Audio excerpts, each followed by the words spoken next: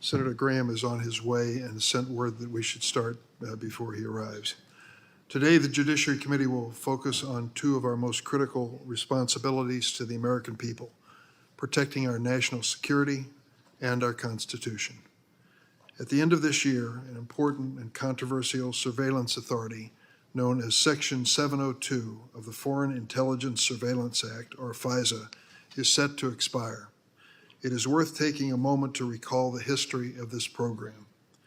After 9/11/2001, the Bush administration launched a warrantless surveillance program without authorization from the courts or Congress. Years later, the committee heard dramatic testimony about White House officials pressuring Attorney General John Ashcroft from his hospital bed to reauthorize this surveillance program. He refused. After this surveillance program came to light, Congress retroactively authorized it in the FISA Amendments Act of 2008 as a temporary emergency tool to combat terrorism. That is what became Section 702. Today, nearly 2 decades later, Section 702 is touted as critical for a range of purposes, including countering China, tracking Russian atrocities in Ukraine, and even monitoring the distribution of fentanyl in the United States. There is no doubt that Section 702 is a valuable tool for collecting foreign intelligence, but as I have said for years, Section 702 also raises serious constitutional concerns. Only foreigners abroad may be targeted under Section 02. Let me repeat that. Only foreigners abroad may be targeted under Section 702. But in the course of gathering intelligence on foreigners, our government also collects the private communications of Americans who communicate with these individuals abroad. How many American communications are collected under Section 702? The government cannot and will not say. What we know is that hundreds of thousands of foreigners are targeted each year, and likely billions of communications are collected and stored on government databases. The government can then search these databases for Americans' email, phone calls, and text messages, all without a warrant. Just as a reminder, the Fourth Amendment to the Constitution says, "The right of the people to be secure in their persons, houses, papers, and effects against unreasonable searches and seizures shall not be violated, and no warrants shall issue but upon probable cause, supporting by oath or affirmation, and particularly describing the place to be searched and the person or things to be seized." It was my view when this program was first authorized by Congress in 2008, and it's my view now that Section 702 does not sufficiently protect the privacy and civil liberties of Americans. That's why I joined with Senator Lee in a bipartisan 2012 effort to offer an amendment to require a warrant for any backdoor search of American communications. The government can then search these databases for emails, phone calls, as I mentioned earlier, and what is known as a backdoor search. The FBI alone conducted more than 200,000 warrantless searches of Americans in 2022. Since Senator Lee and I offered our amendment in 2012, the problems with Section 702 have continued. The court charged with overseeing this program has found, quote, persistent and widespread, close quote, violations of the rules governing Section 702. In just the latest example, it was recently revealed that the FBI has used Section 702 to conduct backdoor searches on the communications of Americans who were arrested in the racial justice protests following the murder of George Floyd, as well as individuals who participated in the January 6th insurrection. I understand that recently implemented remedial measures have already begun to reduce these egregious violations. I understand additional compliance measures are under consideration. These are good steps, but Congress also has a constitutional responsibility. So at the outset of today's hearing, let me say this. I will only support the reauthorization of Section 702 if there are significant reforms. And that means first and foremost addressing the warrantless surveillance of Americans in violation of the Fourth Amendment. Moreover, the reforms must also include safeguards to prevent future abuses and ensure effective oversight by Congress and the courts. Some of our colleagues believe it would be best to let this authority expire. Others argue that Congress should reauthorize Section 702 with minimal reform. As chair of this committee, I will work on a bipartisan basis to bridge this divide over the coming months. I understand the seriousness of this challenge. We can protect America's national security and the constitutional rights of the American people at the same time. Senator Graham has not arrived. I will start with the introduction of the witnesses. He may be coming in shortly. Today, we welcome 5 senior officials from the administration. Chris Fanzone, I hope I pronounced the name correctly, General Counsel of the Office of Director of National Intelligence. Next, we will hear from George Barnes, Deputy Director of the National Security Agency. We will then hear from the Deputy Director of the CIA, David Cohen. Following Mr. Cohen, we will hear from Paul Abate, the Deputy Director of the FBI. And lastly, we'll hear testimony from the Assistant Attorney General for National Security at the Department of Justice, Matt Olson. After we swear in the witnesses, each witness will have 5 minutes to provide an opening statement. Then each senator 5 minutes to ask.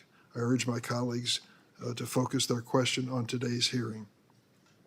In particular, I'd like to emphasize to everyone on both sides of the aisle that everyone on both sides of the aisle has a responsibility not to interfere in the special counsel's ongoing criminal investigation of the former president. Mr. Trump is entitled to the presumption of innocence. Attempting to litigate the indictment against him has no place in today's hearings. Now I'd ask the witnesses to stand and be sworn. Please raise your right hand. Do you affirm the testimony you're about to give before the committee will be the truth and the whole truth, so help you God? The record reflect that all of the witnesses answered in the affirmative. We'll begin with opening statements from ODNI General Counsel Chris Fanzone. Mr. Fanzone, you may proceed. Chairman Durbin, distinguished members of the committee, thank you for the opportunity to speak to you today about Section 702 of the Foreign Intelligence Surveillance Act, an important intelligence authority set to expire at the end of the year. Section 702 is an authority that enables the United States to collect critical foreign intelligence on non-U.S. persons located outside the United States with the assistance of U.S. communications service providers. It provides the United States with indispensable insight into a diverse range of issues, from the conventional and cyber threats posed by China, Russia, Iran, and North Korea, to cybersecurity and terrorism threats, to the proliferation of weapons of mass destruction, to numerous other high-priority national security challenges. And it provides these insights while simultaneously requiring the government to comply with robust safeguards designed to protect the privacy and civil liberties of Americans. That's why, in a nutshell, my intelligence community and DOJ colleagues and I believe the reauthorization of Section 702 is so vital. Section 702's origins lie in the rapid changes in the threat and communications landscape that occurred early in the 21st century, when Congress recognized that the then existing legal framework for collecting intelligence, often referred to as traditional FISA, had not kept pace with technology. Specifically, when FISA was first enacted in 1978, it was primarily designed to regulate activities inside the United States. Over time, however, the advent of the internet and other technological changes meant that terrorists, hackers, spies, and other adversaries operating overseas but using U.S. communication services were increasingly subject to traditional FISA's requirements which included that the government must obtain a court order based on probable cause to collect those adversaries' communications. The operational burden of obtaining those individual court orders was unworkable, however, and also legally unnecessary, as foreign adversaries located overseas are not entitled to Fourth Amendment protections. Section 702 was Congress's elegant solution to the problem. Rather than requiring individual judicial approval to collect intelligence on these non-U.S. persons located overseas, Congress decided to create an approach that a court would approve on a programmatic basis and that all 3 branches of our government would help oversee. Specifically, for the government to collect intelligence using Section 702, the Foreign Intelligence Surveillance Court, an Article III court, must annually review and approve certifications submitted by the Attorney General and Director of National Intelligence that describe the categories of foreign intelligence the government plans to acquire. Alongside these certifications, the court also reviews the detailed procedures containing privacy and civil liberties safeguards the government proposes to follow in collecting and using foreign intelligence under Section 702. And the Court will only approve these certifications procedures if it concludes that they are consistent with both the Fourth Amendment and FISA, including statutory protections that require the program to be properly aimed at non-U.S. persons located outside the United States. Even after the Court approves the program, the government still cannot collect information on any specific target until it complies with detailed rules that require, among other things, a documented basis for concluding that the target is a non-U.S. person located overseas and that there is an appropriate foreign intelligence purpose for the collection. Furthermore, even after the government starts collecting under Section 702, all three branches of our government engage in rigorous oversight of the program. This includes oversight from internal components at each agency, DOJ's review of the documentation for every targeting decision, programmatic oversight from DOJ and ODNI, regular reporting to the FISC, and regular reporting and briefings to the Congressional Intelligence and Judiciary Committees. I think it is safe to say that my colleagues and I unanimously believe that this program enacted by Congress in 2008 and subsequently improved over time is an essential authority. In particular, while I will leave it to my colleagues to provide more detail on Section 702's intelligence value, I will just note that I think the Attorney General and DNI pretty much summed it up in a letter they sent to congressional leadership earlier this year. Section 702 has proven invaluable again and again in protecting American lives and U.S. national security, they wrote, such that there is no way to replicate Section 702's speed, reliability, specificity, and insight. Likewise, I believe the other half of Section 702's equation, its privacy and civil liberties safeguards, have also proven their efficacy. To be sure, this does not mean the intelligence community has been perfect. To the contrary, like any human endeavor, we have made mistakes, including some important ones. But Section 702 has required us to identify and confront those mistakes, disclose them to our overseers and the public, and take remedial actions that make us better. This process also identifies areas for potential statutory improvement, and we are therefore committed to working with Congress on reforms so long as they fully preserve the critical intelligence Section 702 provides. I look forward to answering your questions today and working with you to renew this essential authority. With that, I will turn it over to my colleague from the National Security Agency. Thank you, Mr. Fonzone. We have next NSA Deputy Director Barnes. You may proceed. Chairman Durbin, Ranking Member Graham, and distinguished committee members. I'm honored to represent the National Security Agency here today, and I'm grateful for the opportunity to speak with you about FISA Section 702. This authority is essential to NSA's foreign intelligence mission. Without it, our ability to preserve the nation's security would be significantly impaired. The United States is the leader in internet technology, and U.S. communication services are globally distributed, including by use by myriad high-priority intelligence targets. When the intelligence community compels the assistance of electronic communication service providers under 702 authority, we quickly get access to reliable, detailed information that addresses key national security information gaps affecting the safety and security of our nation. The importance of this authority to our mission cannot be overstated. Data from FISA Section 702 helps us every day to understand the strategic intentions of foreign governments and certain non-state actors who pose threats to our interests. This source of intelligence is a big part of what keeps our leaders well informed about the threats we face. 59% of the Presidential Daily Brief articles include intelligence acquired by NSA under 702 authority, and the PDB plays a key role in keeping the leadership across our government cited on key threats. Countless intelligence community successes would not have been possible without 702. We have spoken publicly many times about how 702 has supported our counterterrorism mission, from preventing an attack on New York City's subway in 2009 to supporting the operation that took down Ayman Zawahiri just last year. But 702 has likewise become indispensable across NSA's other vital mission areas. Let me offer some specifics. 702 collection identified an Iranian ransomware attack against an American nonprofit, and the data we acquired provided the U.S. government with information needed to mitigate the damage and recover the victim organization's data without resorting to ransom payments. Information acquired under 702 authority was essential to the recovery of the cryptocurrency ransom paid by Colonial Pipeline to the foreign hacker who perpetrated the attack in 2021. Section 702 was vital in warning the international community, the private sector, and the public about DPRK efforts to commit widespread fraud, including against U.S. businesses, aimed at generating revenue for their nuclear weapons program. 702 regularly provides intelligence community counterparts with critical insights into the fentanyl supply chain, from Chinese origins of key precursor chemicals to the efforts of foreign narcotic traffickers to smuggle fentanyl and other drugs toward the United States.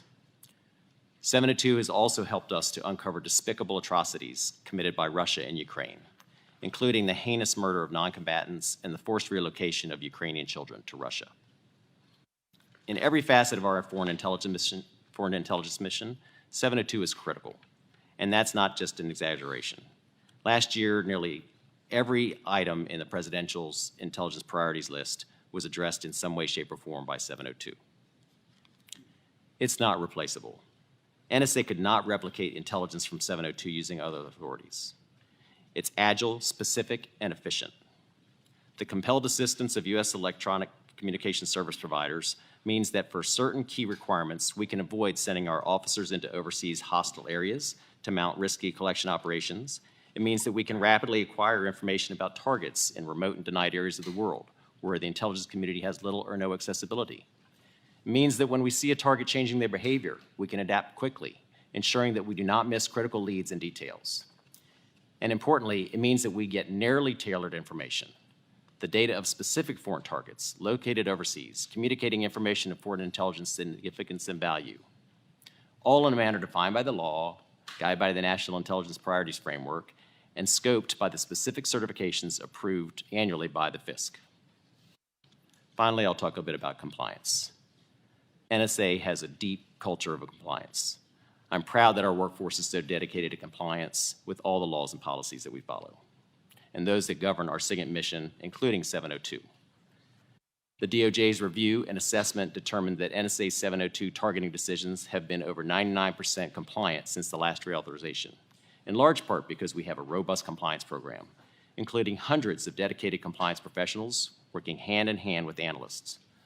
Our compliance team is part of each stage of the analytic process, from the initial targeting decision to the review of the responsive content, supporting the mission and ensuring that our culture of compliance is maintained day in and day out. Thank you for the opportunity to discuss 702 and what it means to NSA, and I'd like to turn next to my colleague, David Cohen from CIA. CIA Deputy Director, Mr. Cohen, you may proceed. Good morning, and thank you, Chairman Durbin, Ranking Member Graham, and members of the committee for inviting me to discuss this important topic and to represent the men and women of the Central Intelligence Agency. The information the CIA derives from FISA 702 collection is quite simply indispensable for CIA to perform its mission. It allows us, with precision and with care for the rights of the American public that we serve, to gain authoritative, timely, and actionable insights into the full range of national security threats and foreign policy issues confronting our nation. I thought it would be most useful for the committee to focus my opening remarks on some of the ways that CIA uses FISA 702 collection every day to do our job. I'll focus in particular on how we use 702 in our overseas clandestine collection and counterintelligence operations, in preparing all-source analysis for policymakers here in Congress and in the administration, and as part of the government-wide response to the fentanyl crisis. First, starting with our operations. As I'm sure you know, one of CIA's core missions is to operate clandestinely overseas to collect intelligence from individuals we've recruited. These individuals, our assets, often risk their lives and the lives of their families to provide information to CIA officers to help the United States. And my officers who spot, assess, develop, recruit, and meet with these individuals often put their lives, their safety, and their well-being at risk to do their job. Because human intelligence operations carry a great deal of risk, we often think about human intelligence, or humans, as the collection of last resort, the means of collection we turn to when no other source of collection can deliver the information we need to keep this country safe. Once we've reached that point, once we know a human source is necessary, we have to find exactly the right person among hundreds, maybe thousands of potential candidates. FISA Section 702 helps us find many of these individuals, these potential sources, and it allows CIA officers to do their jobs faster and with less risk. Once we have an operation underway, 702 collection helps us keep those operations secure by allowing us to identify threats early and to provide real-time monitoring during our most dangerous operations.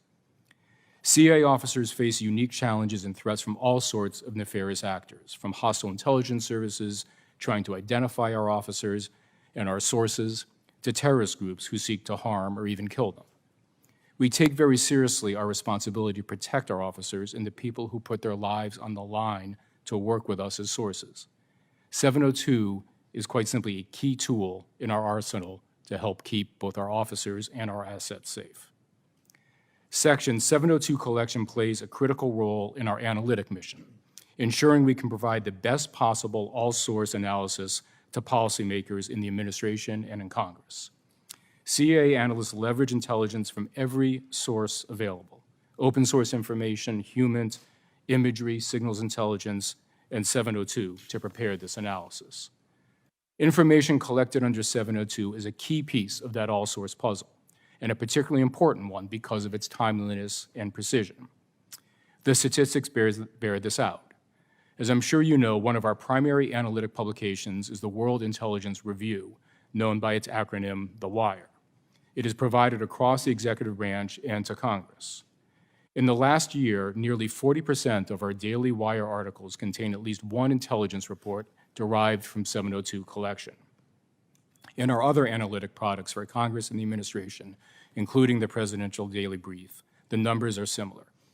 Section 702 is, put simply, a critical component of much of CA's analytic product across the gamut of national security and foreign policy issues. The third way we leverage 702 is to support broader U.S. government efforts against foreign-based drug trafficking organizations. 702 collection illuminates the networks and global supply chains used by foreign-based drug trafficking organizations. This includes how they manufacture and transport everything from precursor chemicals to their foreign labs to their distribution of their product into the United States. As we gain this insight, we're able to support and partner with foreign governments to take action. Most recently, 702 has proven critical in helping us counter the fentanyl threat, which, as I'm sure this committee is aware, is responsible for the deaths of nearly 100,000 Americans every year. Without 702, we would be missing essential information on the dangerous groups and individuals behind overseas fentanyl production and distribution, and CA's ability, working with and through our partners, to stem the flow of fentanyl into our communities would be greatly diminished. I hope these three examples illustrate some of the ways that we at CIA rely on FISA 702 collection every day. It is, as I said at the outset, indispensable for our work. I look forward to answering your questions. Thank you, Mr. Cohen. Next, we have FBI Deputy Director, Mr. Abate. I hope I pronounced your name correctly. Yes, Senator. Please proceed. Thank you, Chair Durbin, Ranking Member Graham, and members of the committee. It is a privilege to be here because of the immense importance of this topic and the discussion to follow, and for the opportunity to have it in this public setting. As this distinguished panel of colleagues has already done a thorough job of covering so much of what is vitally important about the collective FISA Section 702 authority, I will try to provide insight into the FBI's use of the tool, how we act based on the critical intelligence gleaned from it, and the actions we have taken and continue to take to ensure strict compliance with its use. With respect to the threats we face, as you are all aware, Section 702 is invaluable within our cyber program as it counters malicious activity from adversaries such as China, Russia, Iran, North Korea, among others. It is also a critical authority for the counterintelligence program, which relies on it to thwart the work of hostile foreign intelligence services, including each of the lawless authoritarian regimes just mentioned.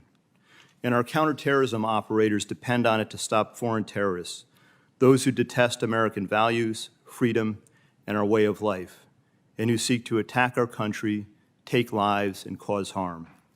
As we've learned from the past, if the 702 tool is lost and we have to rely on traditional FISA moving forward, it would be next to impossible to keep pace with the foreign threats we face today. With that, we know many very real and legitimate concerns have been raised about the Bureau's use of 702, particularly as it relates to querying the limited subset of 702 data relating to the FBI's national security investigations. I want to be clear about my own views on the compliance incidents that were cited in the FISA court's opinion from last year, which was just recently declassified. They are wholly and completely unacceptable, and they do not reflect the high standards that we seek to hold ourselves to in the FBI. I know Director Wray and the entire leadership team feel the same way.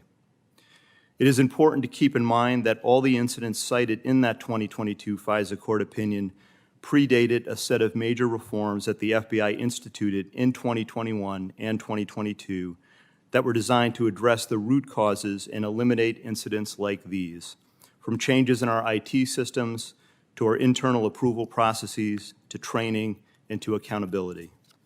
These reforms have already had significant positive impacts. We've seen a 94% drop in U.S. person queries overall, and our Office of Internal Auditing found a 14 percentage point increase in our compliance rate from before the reforms to after. It is now at approximately 96%. What is vital to remember is that there are incredibly important national security and public safety reasons for the FBI to query U.S. persons in FISA holdings. This was a fundamental lesson derived by both the 9/11 Commission and the Fort Hood Commission. We must share information across the intelligence community so that we can connect the dots, and then we must be able to find the relevant pieces of information in our databases in time to be able to take action to neutralize the threat. U.S. person queries are used to identify those who are actively working with foreign terrorist organizations or hostile intelligence services with intent to harm U.S. national security and threaten the lives of those who we serve. And we also use these queries to determine if those U.S. persons are current or potential victims targeted by those foreign powers. And if they are victims, we use U.S. person queries to investigate the extent of that targeting and can use that information to protect and warn the U.S. person or organization. But it's not enough to say that queries like these are valuable to our mission to protect the homeland. The American people and Congress also need to have trust and confidence that these queries are being done lawfully and in a fully compliant manner. It is our obligation to rebuild and to earn that trust. As the FBI official responsible for personally approving some of the most sensitive queries, I take these compliance errors very seriously and find them entirely unacceptable. It is difficult to express strongly enough in words how disappointed I am in these failures. And so in response to these and other incidents, I'm announcing today 2 additional new measures we will be taking to hold personnel accountable for FISA-related compliance incidents. First, I have issued new accountability procedures which establish a 3-strike policy for query compliance incidents deemed to be unintentional with a range of rapidly escalating consequences and even stronger disciplinary action for those incidents deemed deliberate, reckless, or particularly egregious. Penalties based on the facts range up to dismissal from the agency. Second, the FBI has developed a new business health measure to hold our leadership accountable for monitoring FISA compliance within their field offices and divisions. This is one of the measures our leaders will be evaluated on when it comes time for performance ratings, awards, and promotions. Because it is not enough to simply hold the line-level employees accountable. We strive to ensure that we have accountability at every level throughout the organization. You have an absolute and complete commitment from Director Wray and I that we will continue this progress and work within the bounds of legislated authority. Because as crucial as 702 authority is now, it will only become more important over the next 5 years. As foreign cyber attacks continue to escalate in sophistication and frequency, as foreign terrorist organizations continue to reconstitute and pose resurgent threats to the homeland, and as we venture further into an era of heightened global strategic competition. So thank you again for inviting us to this important hearing and for your continued support of the FBI and our close partners represented here. Thank you. Thank you very much, Mr. Abate. Mr. Olson. Thank you, Chair Durbin, Ranking Member Graham, members of the committee. As you have just heard, Section 702 is invaluable. The reauthorization of 702 is perhaps the single most consequential national security decision that this Congress will make. The stakes could not be higher. Congress enacted Section 702 as part of a number of fundamental legal reforms following 9/11. Those attacks demonstrated that we must, 1, share intelligence, and 2, that we must eliminate walls between foreign intelligence collection and domestic law enforcement. I was part of the team at the Department of Justice in 2008 that worked with Congress to pass Section 702. Congress then recognized that FISA, as written, created a dangerous intelligence gap and enacted 702 on a bipartisan basis. And when Congress passed 702, it also included a number of critical safeguards for Americans. The law, for example, prohibits targeting anyone inside the United States or a U.S. person anywhere in the world. The FISA court reviews Section 702 procedures every year to ensure that they comply with the Constitution and with FISA. And the National Security Division, which I lead, reviews every single targeting decision that's made. In my experience, Section 702 is a model piece of legislation, an authority that both protects national security and safeguards civil liberties. So let me address one area of particular concern, and that's the FBI's use of Section 702 information. To use the intelligence that the IC collects lawfully, agents and analysts, quote, query the database of FBI information. This is the small subset of 702 data that is relevant to open FBI national security investigations. A query simply means using a term to retrieve specific information that already is in the FBI's possession. It's like searching for something in your email inbox. You don't read every single email. You probably enter a keyword to find what you're looking for quickly within what's already stored in your inbox. And the FBI's ability to do this, to conduct these queries, is absolutely essential to its mission. For example, if the FBI learns that a spy working for the PRC has a list of U.S. phone numbers on their phone, FBI investigators may query FBI 702 data with those phone numbers. Some of them may be U.S. phone numbers, to help identify others working for the PRC or even potential victims of PRC espionage. And this is not just hypothetical. The FBI, in fact, was able to disrupt ongoing assassination and kidnapping plots, in part because FBI investigators searched their 702 data with U.S. person identifiers, and they were able to therefore quickly discover the nature and extent of the plotting. In another case, the FBI was investigating a cyber attack against a critical infrastructure company here in the United States. The FBI queried its Section 702 data with U.S. person identifiers, and they found out that it was Chinese hackers that were behind the attack and that they had compromised the network, and they figured out how they did it. It was this information that the FBI got from querying its data that allowed the FBI to alert the network operators and to mitigate the attack.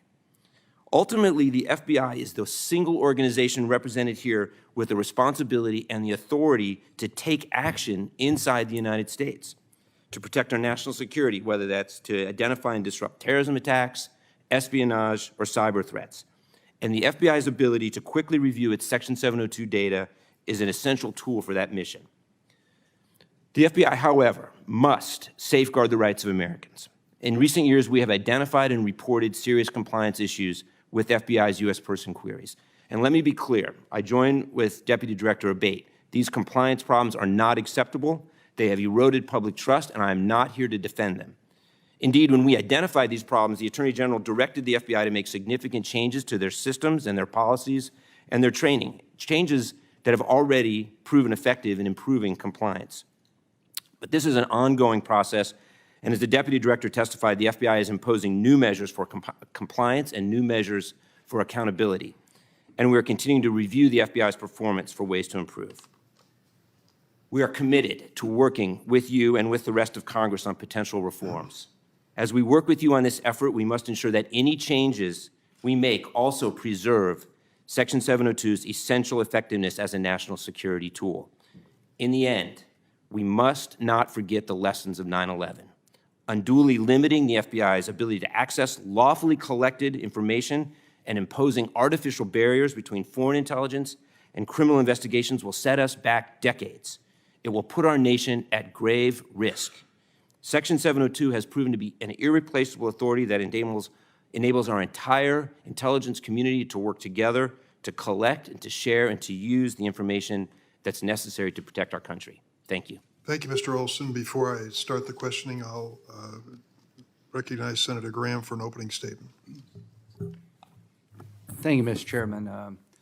Be very brief. The committee has heard pretty jarring testimony from people in the intelligence and law enforcement space that if Congress fails to reauthorize 702, that the country would be much at risk. And this program has been used to identify some pretty bad actors and take action on behalf of the United States.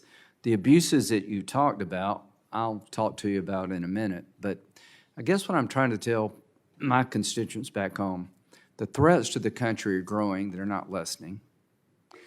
The ISIS Al-Qaeda footprint is coming back. China's up to no good at every front. The Iranians are threatening to kill former members of the Trump administration. And many of us have been briefed by the FBI based on pickups you've had regarding threats against us. And I would imagine that came from 702. That's the need for it. The downside is that it's been abused, and there's a warrant requirement to investigate an American citizen for potential wrongdoing, and we don't want this to be used to get around a warrant requirement. So bottom line is, let's reauthorize this program and build in some safeguards. Thank you, Senator Graham. Before I begin my questions, I want to remind my colleagues that following this open session, we'll have a closed session in SVC 217 at 12 p.m. today, where you can pose questions that may not be able to be answered in open session. I'd like to start with questioning by just noting the following. I listened to how this program was described by our witnesses. Mr. Fanzone described it as an elegant program. Mr. Barnes described it as agile and specific. Mr. Cohen referred to precision. Mr. Olson, that it was irreplaceable and invaluable, and so forth. But since the last reauthorization of Section 702 in 2017, many violations of the constitutional, statutory, and court-imposed restrictions on Section 702 have come to light. Last month, an unsealed Foreign Intelligence Surveillance Court, or FISC, opinion revealed that the FBI conducted improper searches of 702 databases for American communications 278,000 times. 278,000 times. These searches have affected all manner of Americans, such as individuals listed in police and homicide reports, including victims, next of kin, and witnesses to the crime. 133 people were arrested during the 2020 Black Lives Matter protest when, as Justice Department itself concluded, quote, there was no specific factual basis to think the searches would turn up foreign intelligence. And 19,000 donors to congressional campaigns when, quote, the only 8 identifiers used in the query had sufficient ties to foreign influence activities to allow such a search. 8 out of 19,000. Mr. Abate and Mr. Olson, you both testified regarding the remedial measures that have been implemented or are underway, but why should Congress or the American people trust the executive to comply with the law this time in light of this track record? Thank you, Chair Durbin. I'll first take the question and then pass it off to the Deputy Director. As we both said, the problems that you've cited and that we've identified in our reviews of the FBI queries are not acceptable, and I don't defend them. I'm not here to do that. What I can tell you is that those problems predate the critical remedial measures that were put in place in 2021 and 2022. In particular, the FBI made a simple change to its system at the Attorney General's direction. Instead of, by default, when there was a query conducted by an FBI analyst or agent, searching all of its data, including FISA, raw FISA, and 702 data, it simply switched that to a default opt-in, so that from that point forward, starting in 2021, the FBI agent or analyst had to actually affirmatively take the step of saying, I'm going to conduct a search using a U.S. person identifier, and then say why that was reasonably likely to return foreign intelligence information. And it was that single change that has resulted primarily in the reduction of the number of U.S. person queries by 93% from 2021 to 2022. So it wasn't, again, these changes or these problems, these mistakes were not intentional. they were inadvertent, they're not defensible, but they were addressed largely by just simply requiring an affirmative step to search that data, because most of those searches were inadvertent. And if I may, one other point on the 278,000 number that's in the court opinion that you cited. Obviously, that's a huge number. The one thing to put that in some context, the one response to put that number in context, that doesn't represent each one of those a single wrongful query. Many of those queries were batch queries. In other words, multiple queries by one mistake, one agent making a mistake. In fact, one of those errors accounts for over 100,000 of the 278,000. So I think it's important to put that number, again, in context, again, not to defend or to excuse that mistake. It's been a source of frustration since the creation of this program to get adequate accountability for the numbers, either on the positive side or the negative side. And you have to, I hope, understand why some of us are skeptical at this point that 278,000 doesn't mean 278,000. I'm not sure where you're going with that. Let me just ask the basic fundamental question in the few seconds I have left. Is the skill of our adversaries and the potential destruction that they could bring to us by their malicious acts really made the Fourth Amendment something that we have to question whether we can follow it in the 21st century? So again, the FBI is committed, the Department of Justice is committed to ensuring the safeguards are followed with regard to 702. There is no diminution of the Fourth Amendment when we're talking about U.S. person queries. In other words, the answer to your question is we do not need to dispense with the Fourth Amendment. The Fourth Amendment applies fully to everything we do. In fact, it's the hallmark of the work that we do when we investigate and prosecute cases is to follow the Fourth Amendment along with the rest of the Constitution. The courts that have looked at this, had looked at FISA 702 and FBI queries, no judge has said that there is a Fourth Amendment requirement for the FBI to query the data that's already lawfully collected. In fact, the courts that have looked at it have said there is no Fourth Amendment violation or requirement. There certainly are privacy implications here, and that's why we've adopted the changes that we've talked about, and that's why the FBI has today announced additional compliance measures, which again are already proving to be effective. I can't go any further because I've run out of time, but I will tell you that if the reforms that you've mentioned in 2021 and 2022 are the only reforms that you're bringing to this committee as we discuss the future of 702, I've got to see more. I hope there is more that you can present. Senator Graham. Thank you, Mr. Chairman. I'm just ask the panel to raise your hand if you agree with the following. The United States is in an undeclared state of war against ISIS and Al-Qaeda. You agree with that or not? Okay. All right. I think you raised your hands. That the Communist Chinese Party is hell-bent on infiltrating as many systems in America as possible. Okay. So let's talk about, I don't know if there's anybody named John Doe out there, but I don't know why you would name your kid John Doe. So let's talk about John Doe. If John Doe is suspected of working with the Chinese or some terrorist organization, do we all agree you'd have to get a warrant against John Doe if they were an American citizen? Everybody nods their head, right? If you think some American is colluding or working with some foreign power, that would be a crime, and you'd have to get a warrant to investigate them. Do we all agree with that? Okay. 702. This is about foreign persons outside the country. Is that correct? We're surveilling foreign people outside the United States, not to solve a crime, but to find out if they're up to no good in terms of intelligence gathering threats to the country. Is that correct? Here's the rub. You pick up a phone on the battlefield somewhere, and there's a bunch of names in that phone or numbers in that phone. I think you talked about this, Mr. Body, but let's just say you capture a terrorist somewhere overseas, and you have a mobile device, and on that device, there are names of Americans or numbers of Americans. What happens next? We're going to quickly take those numbers, Senator, we're going to run them against the holdings. and, without a warrant? If we're talking about FISA 702, Yes. yes, if it's obtained from foreign terrorist, Yeah. absolutely. So the idea of not looking at those numbers is absurd. Why wouldn't you want to look at those numbers? Doing it in a constitutionally sound manner is what we're talking about.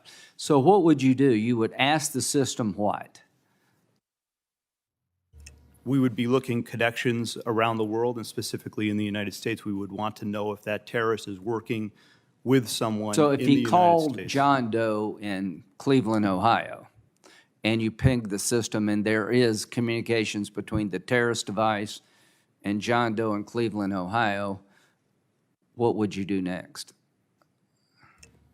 We would do all of the investigative steps that you would expect. Physical surveillance. Would you have to get a warrant? If we were going to seek technical surveillance on the U.S. person, absolutely, we would. Okay. So if a terrorist is talking to someone inside the United States and we pick it up from 702, if you want to follow the American on the other end of the phone, you potentially would have to get a warrant. Is that correct? Yes, Senator. Okay. But just asking the question about whether or not there was a contact does not require a warrant. Does that make sense? Yes. Okay. So if an American is involved with a foreign person overseas, and there's evidence of an American being involved, we don't know what the nature of the involvement is, we like to know more. You can ask the system, but if you're really focusing on the American as being up to no good, you have to get a warrant. Is that fair to say? That is correct, Senator. Once the focus turns to the U.S. person, the person inside the United States. The only reason I mention this is that 702 is not designed to avoid a warrant requirement against people you have to get warrants for. Is that correct? The goal of 702 is to find out about what bad guys or bad girls may be up to overseas regarding us here at home, our interests throughout the world, and do something about it before it's too late. Is that the general nature of 702? Yes, Senator. Okay. Now, you're going to have to prove to this committee that when you query about American systems in that system, citizens in that system, that you're not just being lazy, getting around the law, and these abuses need to stop. So count me in with Senator Durbin. I want to know more about have guardrails. But to the members of this committee, if we lose this tool, we will pay a heavy price. Senator Whitehouse. Thank you very much. Thank you all for being here. Mr. Olson, you and I were both engaged in that 2008 initial process back when I was on the Intelligence Committee as well as the Judiciary Committee. So let me just join Mr. Abate in his feelings of dismay that these errors have been allowed to take place. I've been a constant supporter of 702, and it's very frustrating years into the process to have these errors continue. You've mentioned, the panel has mentioned the role of 702 in finding out about atrocities committed by Russia in Ukraine. Can you tell me if that information has yet been shared with the International Criminal Court?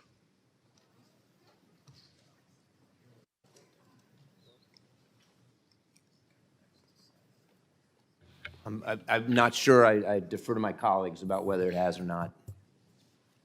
The reason I'd like an answer to that is that this committee, Senator Graham, Chairman Durbin, saw to it that a law was passed lifting the ban on cooperation with the International Criminal Court as it regards specifically Russian atrocities in Ukraine. And our understanding from the last conversation we had was that the Department of Defense was stopping the executive branch from complying with that law passed by Congress. And if that is still the case, then we'd like an answer to that. So Can we get an answer to that in a timely fashion for the committee? Yes. It's the law of the country for the executive branch to cooperate with the International Criminal Court as regards the investigation into Russian crimes. The failure of the executive branch to abide by that law, I believe, because of the recalcitrance of one agency, just isn't consistent with the way things are supposed to work in our democracy. So I hope that we've put an end to that problem or solved it, but if not, we're going to continue to press on that question. Mr. Olson, there are 3 areas that we've talked about with regards to 702 that are not presently in the 702 statute. One is its use to pursue the international organizations that are responsible for bringing fentanyl into the country and for thousands of American deaths. You are currently using the program to target those organizations, correct? The program is being used, Senator, for the purpose of gaining intelligence on fentanyl distribution, focusing on individuals and groups outside the United States who are not U.S. persons. So let me make a recommendation that you add to 702 a specific authorization for that purpose. I think that would be welcome. Second, you've announced a considerable number of repairs and reforms, including the FBI unclassified congressional notice that we received today. Those are all being accomplished administratively, correct? That's correct at this point.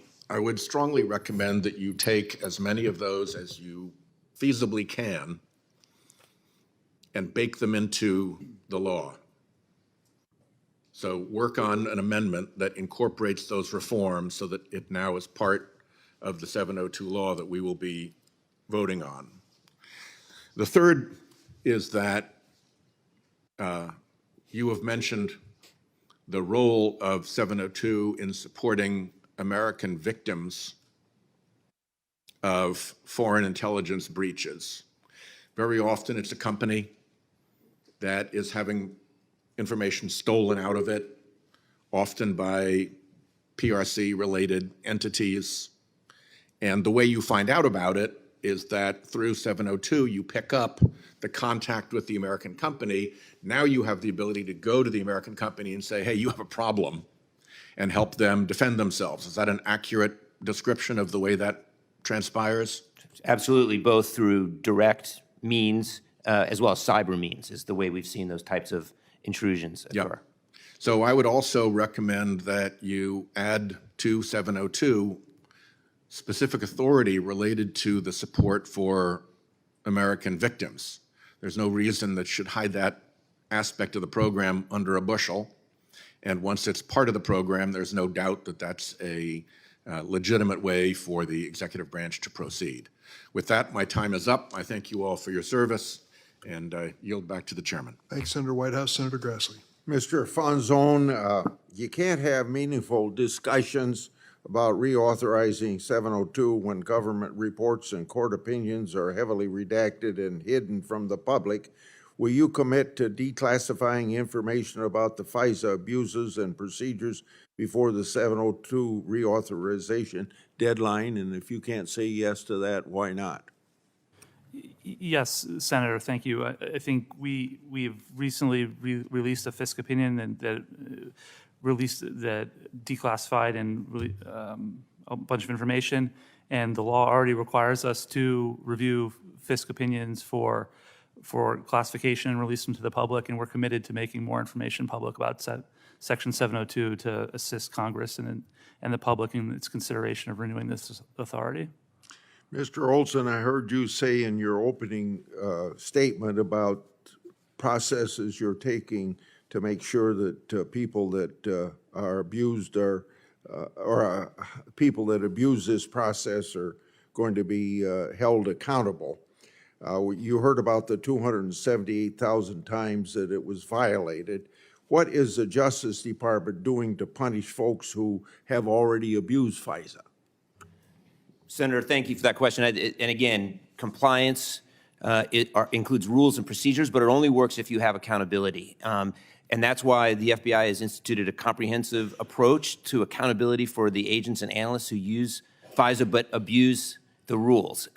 It's on a spectrum. For intentional misuse, agents and analysts can be fired. In fact, one person was fired for wrongfully violating the rules intentionally with respect to FISA. But the vast majority of the mistakes we've seen are not intentional, and the FBI has announced today, Deputy Director Abate talked about a 3 strikes approach of escalating penalties that include notes in a personnel file, loss of access to FISA data, and other measures, including retraining, to ensure that individuals are tracked over time if they're repeat offenders.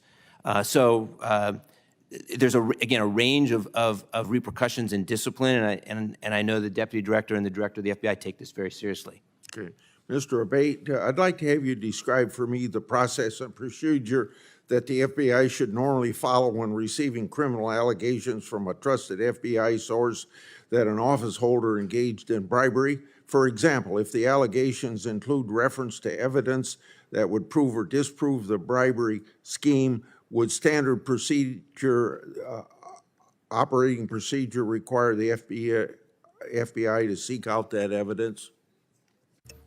Senator, in any instance where we receive information, an allegation, or a complaint, we apply the standards on the Attorney General guidelines and our DIOG and determine whether the information received, the allegation, the complaint, meets the threshold for the opening of an investigation. We consult appropriately with our field office, with our program management elements at headquarters, with our Office of General Counsel, and then we take it from there based on the information, whether it meets the standard.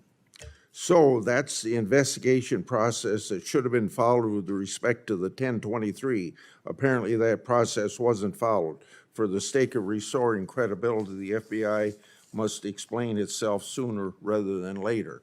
Mr. Olson, this is my last question. The Washington Post reported your involvement in Mar-a-Lago raid.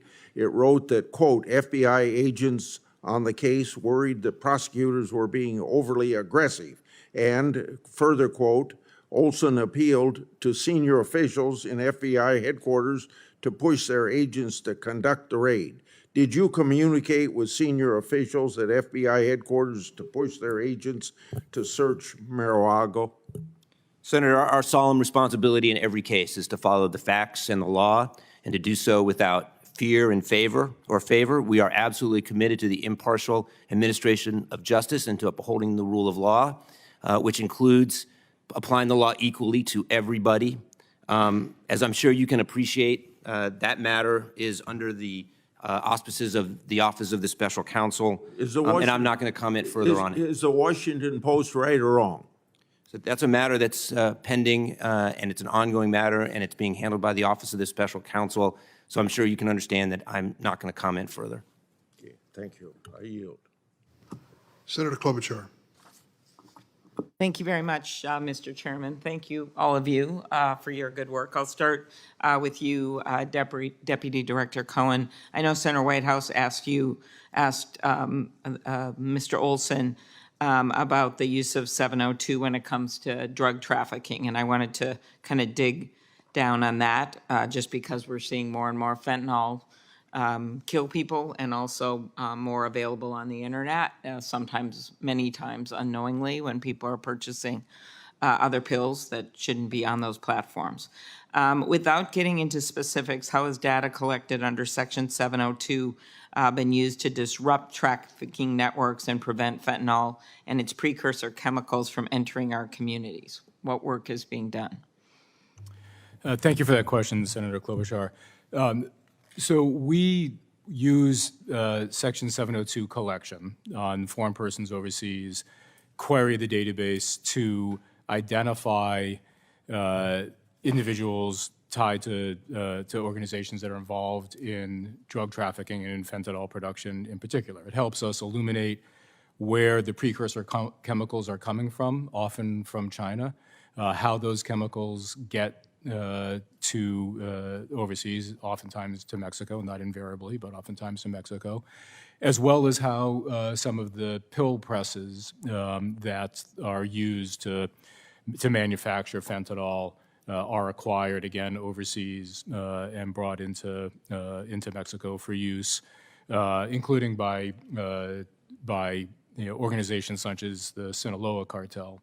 And I think that's really important to know for those, just talking to families who've lost kids who purchasing drugs on the internet, that the platforms are being used by these cartels. You don't have to go into that, but these cartels are actually involved in this, so it's not like they can get all their justice in the U.S. And in order to stop this, we're going to have to stop it from coming in, the ingredients and some of the other substances. Is that correct? That's correct, Senator. Okay.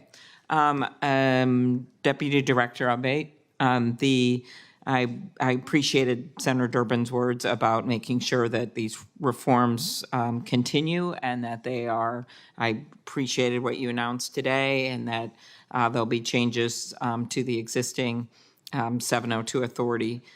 Could you talk about how the reforms the FBI implemented resulted in measurable improvements in the FBI's compliance, number one, and then number two, is there a lag in the publicly available data such that the most recent FISC Section 702 certification does not accurately inform the public?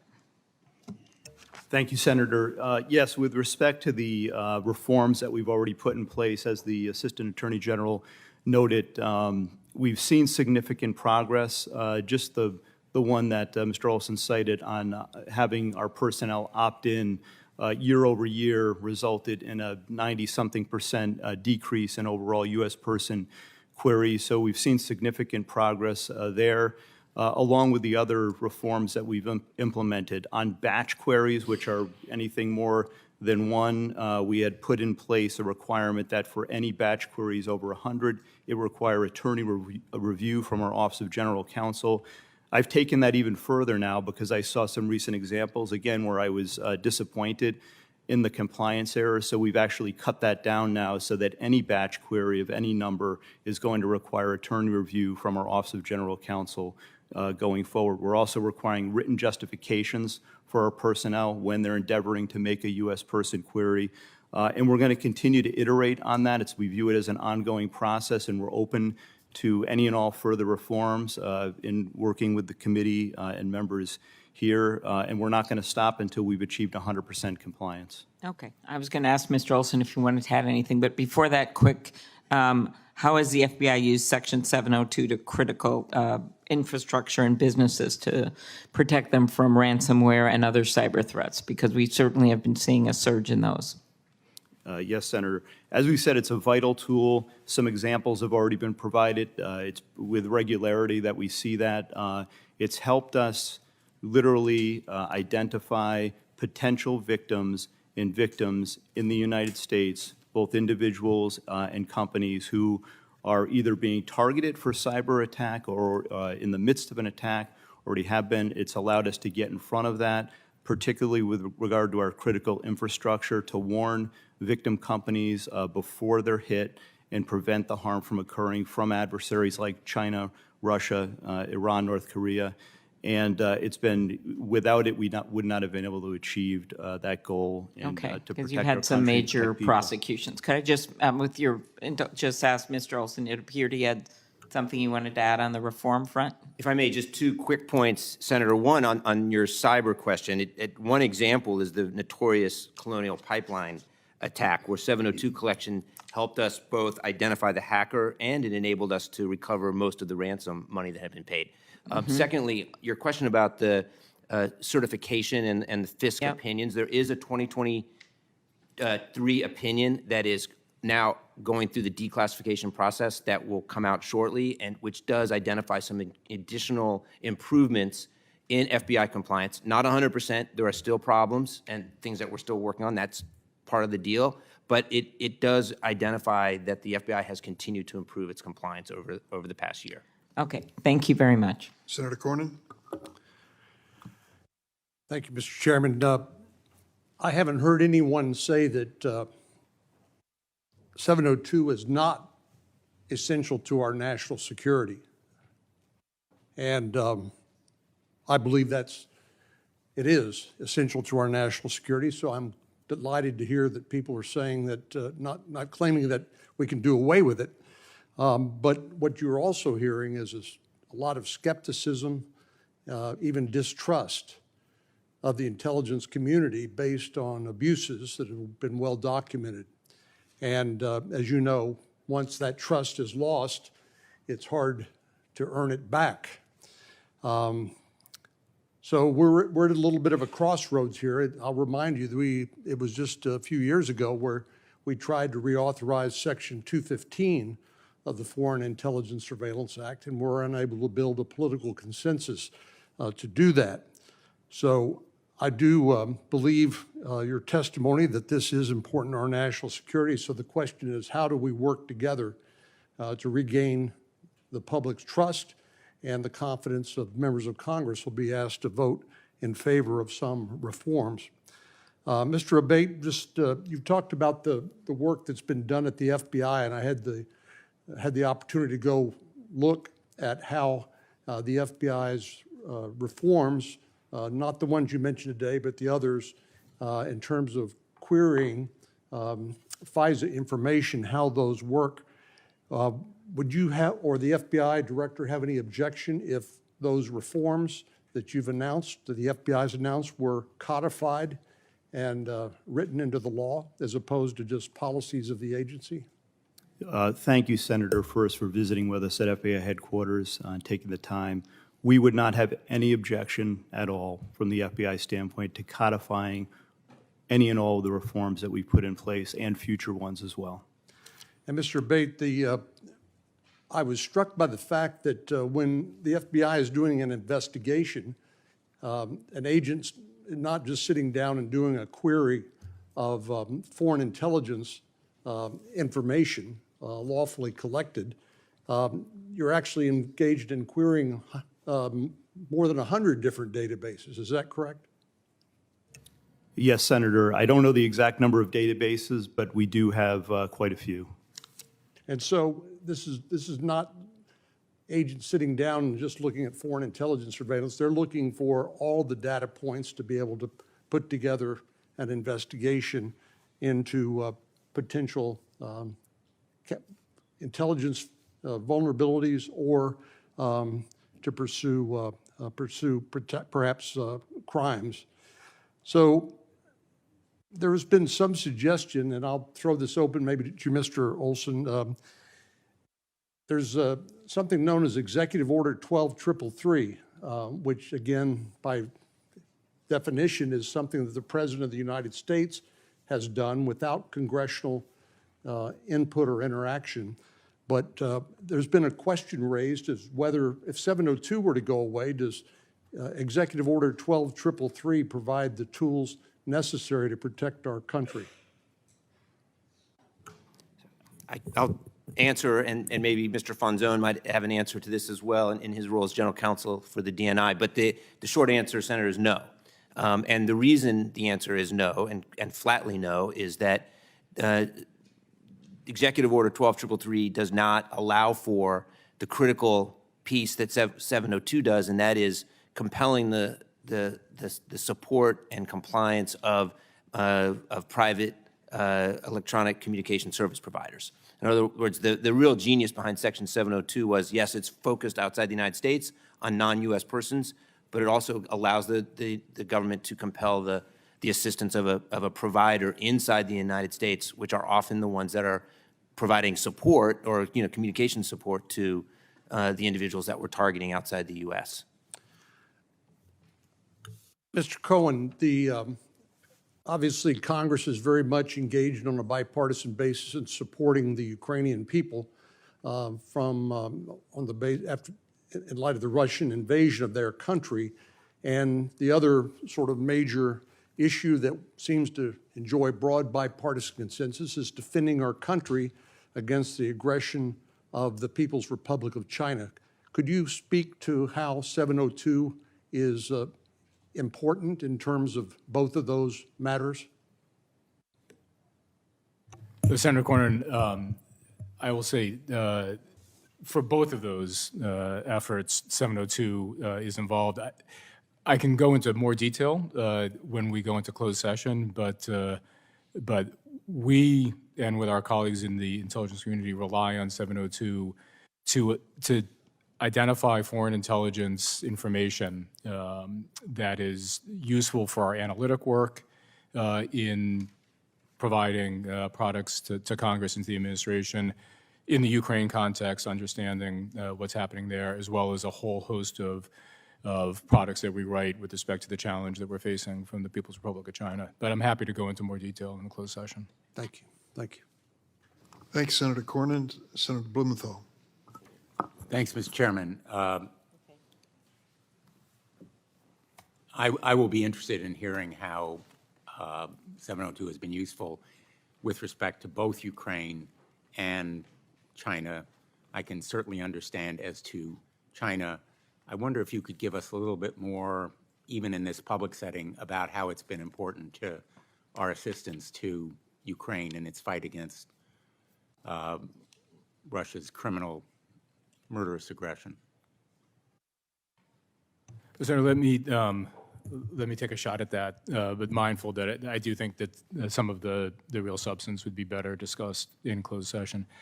And so what I will say, and picking up a little bit on the answer to the prior question, is that our adversaries, whether they're Russians, Chinese, Iranians, North Koreans, terrorist organizations, make use of U.S. communications service providers. And if there is a reason for believing that we have some foreigner operating overseas who is using a communication service that is provided by a U.S. service provider, we, or more likely the NSA, will target that foreign person overseas to collect the intelligence collect those communications. We can then query the database of information that is collected on those foreign persons overseas. We run queries, NSA runs queries, obviously FBI runs queries against this database of information that is collected when it is reasonably likely to retrieve foreign intelligence information. And we do that in the Ukraine context, we do that in the context of the People's Republic of China, and in other contexts where we have national security. And in the Ukraine context, we can play a part in supporting Ukraine through sharing our intelligence, correct? There's a whole host of ways in which we're supporting the Ukrainian government with intelligence sharing, and it involves the full swath of collection that the United States is involved in. Let me ask you, as you may know, and I think we've talked about it in our conversations in my office, I've been a longtime advocate of some more robust adversarial process within the Section 702 FISA procedure. In 2015, Congress took an important step in codifying the amicus responsibility. My numbers are from 2015 to 2020, there were 1,200 FISA applications, but just 19 amicus appointments. And in 2017, the only amicus at the time with significant criminal defense experience in the FISA context resigned because he hadn't been assigned to a single case.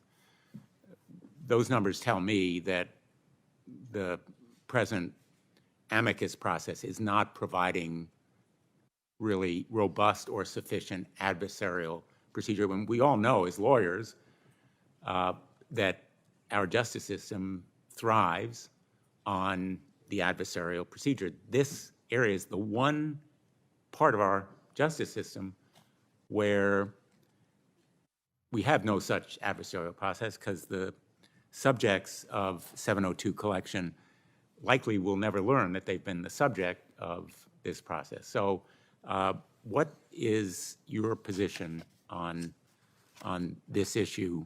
I think I know what it is, but I'd like you to state it for the record, if you would, sir. Senator, is that a question for Mr. Olson or for me? Whoever would like to answer. Why don't I turn it over to Mr. Olson, who I'm handles happy to answer litigation? that question, Senator. I represent lead the National Security Division. We represent the government before the Foreign Intelligence Surveillance Court, so we're directly involved in the process that you describe. First, we are open to reforms, as I said at the beginning, that preserve the essential effectiveness of Section 702. So if there are reforms, for example, to the FISA court process, we're happy to engage with you and other members of Congress as we think through how those would work. When it comes to the amicus process, the FISA court can ask for an amicus to be appointed in any case, and they do so in any case involving a novel or complex interpretation of FISA. And that's the cases that are the hard cases, where they do have an adversarial process through the amicus appointment. The vast majority of FISA applications are basically the same as the ex parte process that occurs in a Title III criminal application, which is not an adversarial process, but rather criminal. It's not, but eventually there is likely to be a challenge. That's correct. And in this instance, there's likely to be no challenge. And so the privacy interests arise not only where there's some new, major, novel interpretation of law, but as you well know, you know a lot more than I do at least, the case-by-case decisions often turn on interpretations of law that are challengeable. And that's why an adversarial process would provide a lot of reassurance, I think, to this committee and the American people. Again, we're open to having this conversation and engaging with you on this. It is my view that the vast majority of FISA applications are basically facts against the probable cause standard. They don't involve novel interpretations of the law, and they are done on a level of with a degree of urgency, multiple times a week, that does not lend itself to the sort of adversarial back and forth process that an amicus would introduce, and so there's some serious risk to having, for example, an amicus in every case. Thank you. Thank you, Senator Blumenthal. Senator Lee? Over the past 12 and a half years, I've raised significant concerns in hearing after hearing after hearing about FISA and the FBI's shocking disregard for Americans' constitutional rights and civil liberties. I've been given basically the same answer by FBI directors and attorneys general and other officials during 3 presidential administrations involving both major political parties. And the answer every time is a variation more or less of the following: just trust us. Don't worry. We've got good people, law-abiding people running this, and we've got lots and lots of procedural safeguards in place to prevent this type of abuse that you're facing here. These aren't the droids you're looking for. That's what we're told. Here again today, just the last 24 hours, we got a new policy. This one's finally going to fix it, you tell us. This one's going to do it. Meanwhile, what's happened? Well, in 2019, Inspector General Horowitz issued a shocking report confirming a lot of what I had feared over the years, but had found it difficult to prove. A report regarding Crossfire Hurricane, the FBI's secret surveillance of Donald Trump's 2016 presidential campaign. And then a subsequent memorandum dealing with the FBI's failure to maintain these so-called Woods files, which Woods file is basically the evidentiary record underlying a FISA order request in violation of FBI policy. Year after year, and hearing after hearing, we hear of instances of noncompliance, including the disclosure just last month that the FBI illegally surveilled 19,000 donors to a congressional campaign. Americans participating in protests in the summer of 2020, Americans who were in Washington, D.C. on January 6, 2021, and even a sitting member of Congress. Hundreds of thousands of searches of Americans' private communications and information are conducted each and every year without a probable cause warrant. Frankly, without any warrant if conducted under Section 702. Now, let me be very clear. That number should not just be going down. That number should be 0. every quote-unquote non-compliant search involving U.S. persons violates an American citizen's constitutional rights. And yet every year, the FBI claims that we should just trust the FBI to fix the problems internally. Well, first they tell us there are no problems. Then they tell us we will fix them because we've got good people and we've got new policies. At this time it's going to be different. Only later we find out that the FBI conducted more and more illegal searches in violation of Americans' constitutional rights than the last time we addressed the issue. So it's hard not to conclude that the only thing the FBI wishes it could fix here is the possibility of getting caught. This is what I find so insufferable. This is what I find so incredibly insulting. Look, I want to echo Senator Blumenthal's point a minute ago, and I hope every American can take note of this feature of this. This is unlike other court proceedings. We call it a court, and yet it doesn't have any of the trappings of an ordinary court. There is no adversarial process. We're told a moment ago by Mr. Olson that it's okay. It's okay because the FISA court has the ability to appoint an amicus anytime it feels necessary to do so. Well, why not in every case? And even if there is an amicus, what interest does the amicus have that's on par with the individuals affected? The bottom line is you collect all this data, and then after you store all that data, some of it involving communications, the content of individual phone calls, emails, text messages, whatever it is, the content, not just the metadata, but the content. You can do a backdoor search on that without a warrant predicated on probable cause. That is itself an affront to the Constitution. That is itself something that is always going to lead to constitutional violations, and it must stop. We've got an opportunity this year to make necessary reforms, and we must do it.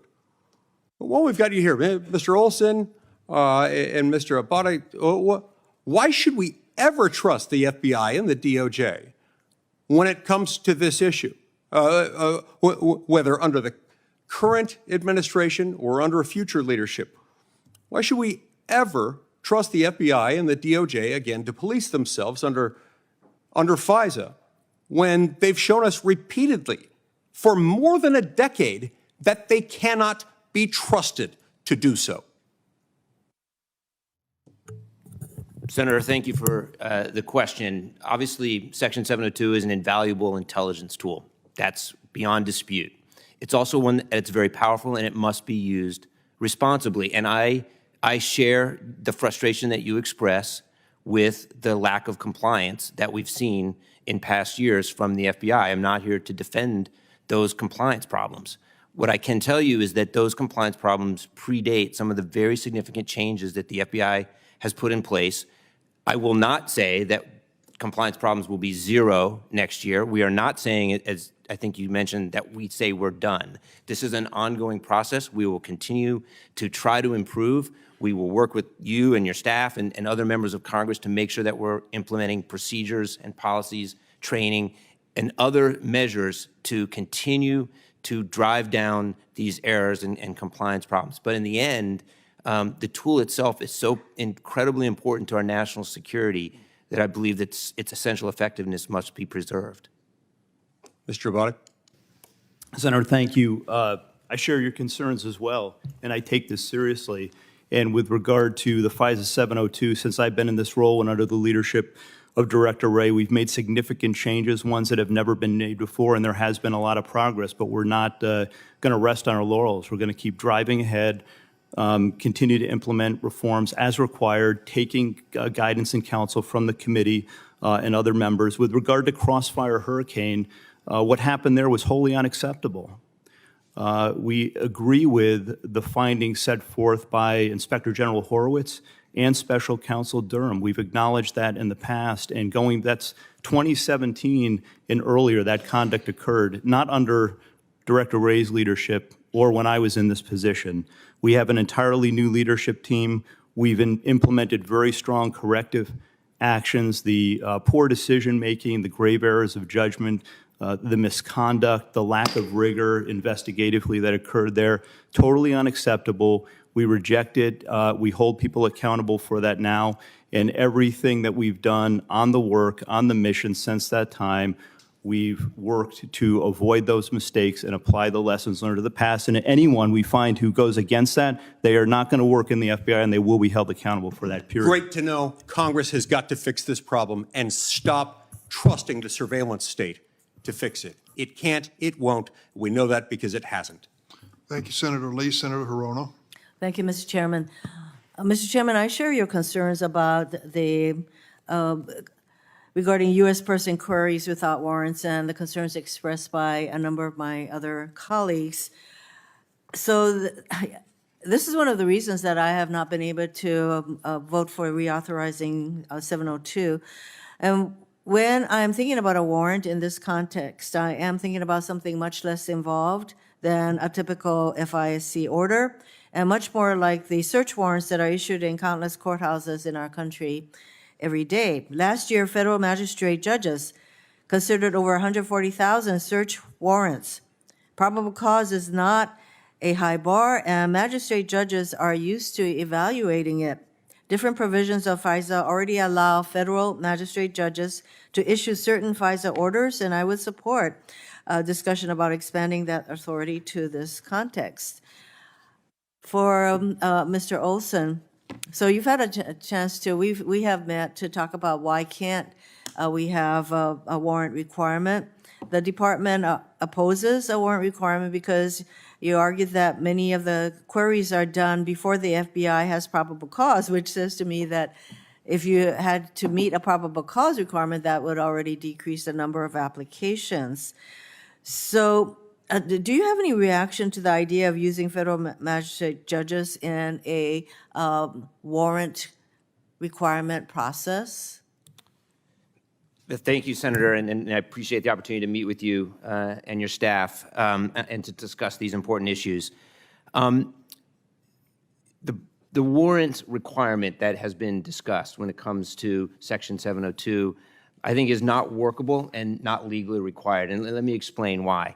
First, every judge that's looked at this issue, every federal judge, including judges on the FISA court, have concluded that a warrant is not required under the Fourth Amendment for searching the lawfully collected data that is in the FBI holdings. So there's no legal requirement, but putting that aside, because there are indeed privacy and civil liberties implications to the FBI searching with the U.S. person identifier.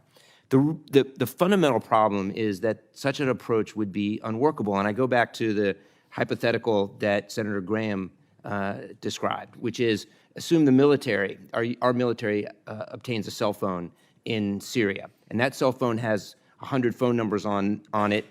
30 of them are U.S. phone numbers, and the person that they get it from is a suspected ISIS member who's plotting against the United States. There may not be, in fact, likely wouldn't be probable cause to search those phone numbers in the FBI database.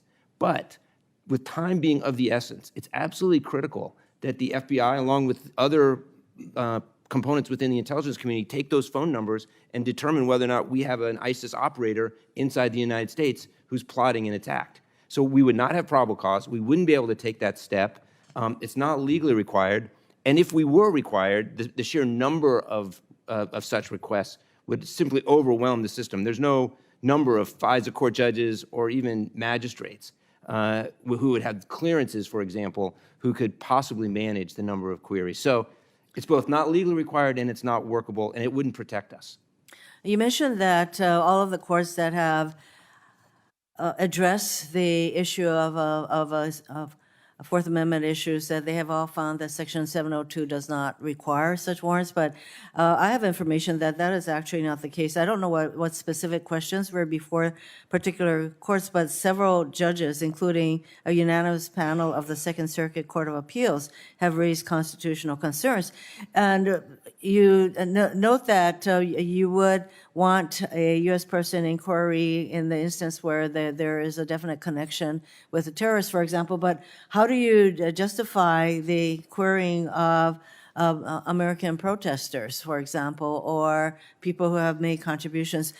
I think that the 702 is way too broad. It does raise constitutional questions, and I'm just searching for some way that is not going to stop the legitimate reasons for why we need 702, but also to address the constitutional questions. And it occurs to me that maybe having magistrate judges who are very used to determining probable cause can be utilized in this regard, so that we don't have the situation of protesters' information being accessed, or political contributors that has no connection to terrorists, for example. So, I am hopeful that we can figure out a way to find some way. I think I heard you say that you're okay with some reforms, and I know that the FBI recently put in a new procedure called, where you record the justification for all U.S. person queries.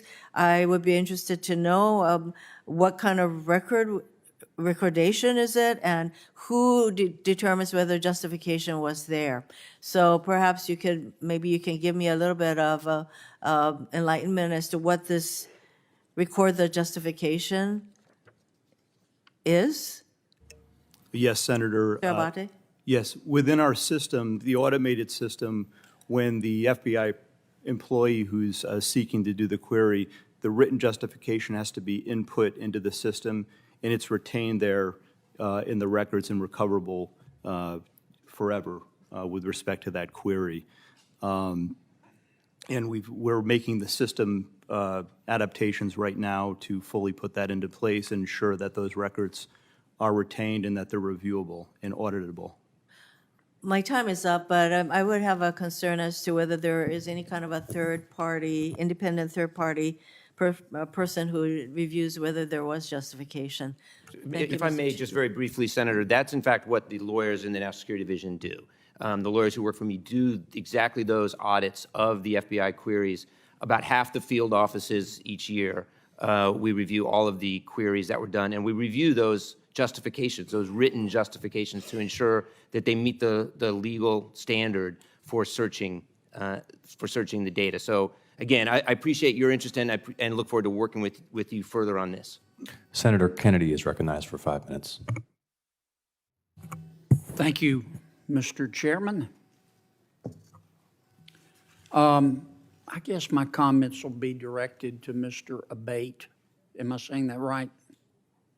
Yes, Senator. And Mr. Olson, perhaps to all of you. No fair-minded person can doubt the efficacy of Section 702. But here's the problem you've got. Just when the FBI, which I think is the most effective law enforcement agency in all of human history. But people are people, and just when the FBI has rebuilt itself after former Director Hoover, along comes Mr. Wray's predecessor, who clearly did not understand how to exercise power either intelligently or maturely. He decides to investigate in a public way not only one, but both candidates for President of the United States, and to do it publicly, and to leak like the Titanic. He investigates the Republican nominee with the flimsiest of evidence that has been manufactured that he, the FBI director at that time, didn't even bother to examine. And then he turns to the Democratic nominee with respect to her email servers, investigates her, calls a press conference, says, well, I am not going to prosecute her, but she needs to clean up her act. She's been negligent. And then a little time goes by, and he opens up the investigation again in a public way on the Democratic nominee and says, I'm opening this up. And a few days later, he closes it down. Might have cost her to the election. And then we start having reports, predictably, come out after that, the Durham report, the Mueller report, the Horowitz report. And it did extraordinary damage to the FBI and, frankly, to the Department of Justice.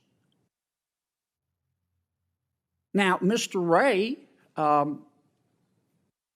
who I supported to replace Mr. Comey, has said he has reformed the FBI. We just don't know how. We have no idea. I don't have any idea. I do know stuff keeps happening. I mean, one of your agents that was involved in the Mr. Hunter Biden's investigation goes on social media, apparently for a long period of time, and trashes all Republicans. He got fired only because Senator Grassley caught him. And all this hurts you. And it makes a fair-minded American look at this and go, whoa, you know, this is enormous power you have, and it can be used for the greater good, but it also can hurt people. And we've got to come up with a way to make sure that the right people are using this law enforcement tool. And that's the problem you got, gentlemen.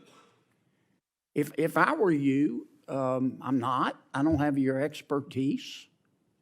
And I thank you all for your service. But if I were you, I'd try to be coming up with a way to suggest to Congress how you can check this power that you have so that the FBI and the Department of Justice and the other agencies can regain their reputation.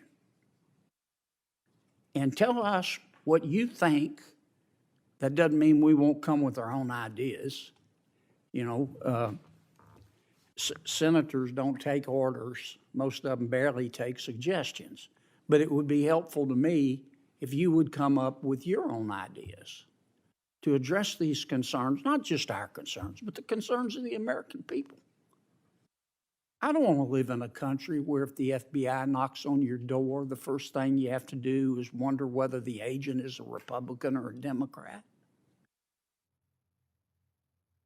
And thanks to Mr. Wray's predecessor, that's where we are, folks. I know that's a cold dish of truth, but I think that's the truth. So I'm gonna read your testimony. I need to learn more about this, but help us figure out this problem. Thank you, gentlemen.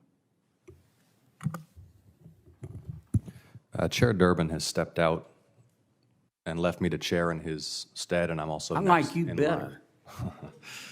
You're doing a hell of a job. Not in public, Senator Kennedy, please. You're doing a hell of a job. Okay, so I have the privilege of sitting on both the Judiciary and Intelligence Committees. And let me just start by saying I think there's no serious doubt about the collection value of this overarching authority. And the most important question that we need to be focused on at this hearing is U.S. person queries. That is the principal source of concern for me and I think for many of my colleagues. And Mr. Olson, it's the case, is it not, that the FBI can query this database for U.S. person communications simply seeking evidence of a crime. It does not have to be a national security investigation, correct? It is correct, Senator. Thank you for the question, that the FBI can search using a U.S. person identifier for either foreign intelligence or evidence of a crime, but there must be a reasonable basis to believe that there is information in the Section 702 data that would be responsive to such a query. Yeah, why should there not be a warrant requirement for these searches, which are known as crime-only searches, whereby FBI agents are seeking the communications of Americans, either considering opening a criminal investigation or in the midst of a predicated criminal investigation. Why should there not be a warrant requirement for such a U.S. person query? So stepping back for a moment, if I may, just to provide Just for a moment. very quickly, Section 702 is a foreign intelligence tool. It's Yes. not a law enforcement Right. tool. So why is it used for domestic law enforcement purposes? It has been used exceedingly rarely where a query using a U.S. person identifier would have identified information that did not have a foreign intelligence purpose. So outside of the national security realm, not involving a terrorism or espionage or cyber charge or investigation. Yes, so it can be used for this purpose, and it has been used for this purpose. 2022, it was 16 different times. 14 of those times where it was used for evidence of a crime only were where the U.S. government had an affirmative discovery obligation to search. Well, we'll get into those numbers in a second, but it begs the question, if it's so rare as you state, why not go get a warrant?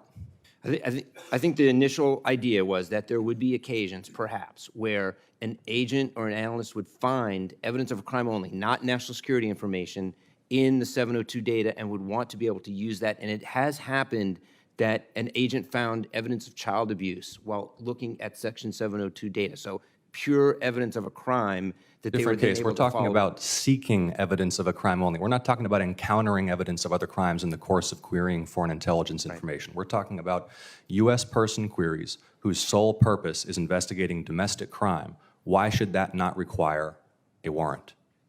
The reason for not requiring a warrant is that this is lawfully collected information that is in the FBI holdings, and to simply wall off the FBI, for example, in the child abuse context, from seeing that information and using it would prevent them from being able to follow That's up a on different fact pattern. That's encountering evidence of a crime in the course of conducting foreign intelligence investigations. This is a question I think that the committee needs to look into. I want to talk about this question of justification. We got a document last night, about 12 hours before this hearing, announcing some new reforms. I want to read back something that you said to Chair Durbin in this hearing. You said, starting in 2021, the FBI agent or analyst had to actually affirmatively take the step that I'm going to conduct a search using a U.S. person identifier and then say why that was reasonably likely to return foreign intelligence information. This is the justification for the query that has to be entered into the system. But it's the case, isn't it, that until 12 hours ago, when we received this, they only had to enter that justification if they actually looked at the results. They did not have to enter that justification to enter the query, correct? That's correct. It was only if there was responsive information from the query. At that point, there would be the obligation to Right, so they justify. can enter the query, and they're going to see substantive information before they view the full results. Aren't they going to see a number of results? They may see some metadata. They may even see some preview content, correct? I don't believe that there would be any opportunity to review any content of what was produced in response to the query before entering the justification. No metadata. I'm not sure about that. Well, it's metadata either way, isn't it? Because it reveals whether or not the U.S. person being investigated has had contact with anyone in the FBI's portion of the underlying 702 database, correct? It may simply be sent. I don't know the exact answer. I'm out of but time, but it may simply be a response that there is responsive information in the data, but nothing further. I'm out of time, but let me just say, so as I said at the beginning, I don't have any doubt about the foreign intelligence value of this. But the U.S. person query aspect of this is really concerning to the Congress. I don't think you've effectively made the case that there shouldn't be a warrant requirement, whether or not it is constitutionally required for a U.S. person search that is crime only. And it undermines the feeling about transparency. When you and your colleagues making the rounds for the last few months about touting the reforms you've implemented have been explaining to us that, well, ever since the reforms were made, we have to state a justification for the query. When it turns out that you only had to state the justification for the query if you actually decided to look at what the search revealed. So U.S. person queries is an area ripe for statutory changes, Mr. Chairman. Thank you. Thanks, Senator Ossoff. Senator Cruz. Thank you, Mr. Chairman. Gentlemen, every day when I'm home in Texas, I hear from Texans who are deeply dismayed about the growing politicization and weaponization of the Department of Justice and the FBI.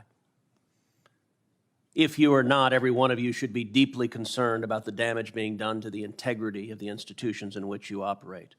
My office hears regularly from FBI agents and from assistant U.S. attorneys who are likewise concerned about the politicization and weaponization of the Department of Justice and the FBI, and this is profoundly damaging to the rule of law in our nation.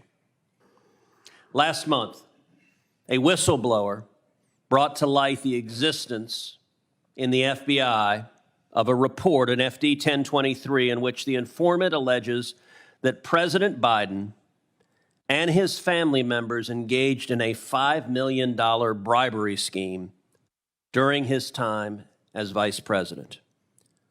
Deputy Director Abate, is it true that the FBI has a report making those allegations? I'm not going to comment on that, Senator. And why is that? I'm just not going to comment on information we received, investigations, or Do you owe an ongoing matters. obligation to the American people to be candid about evidence of corruption by the President of the United States? This is an area that I'm not going to get into with you, Senator. Well, I understand you don't want to, and that's why people are mad at the FBI, because you're stonewalling and covering up serious allegations of evidence of corruption from the president. Yesterday, Senator Chuck Grassley stood on the Senate floor and alleged that there are 17 recordings of this informant from Burisma, Ukrainian natural gas company. 15 of them are recordings, voice recordings of him talking to Hunter Biden. 2 of them are voice recordings of him talking to Joe Biden. Deputy Director Abate, does the FBI have 17 voice recordings laying out evidence of a bribery scheme?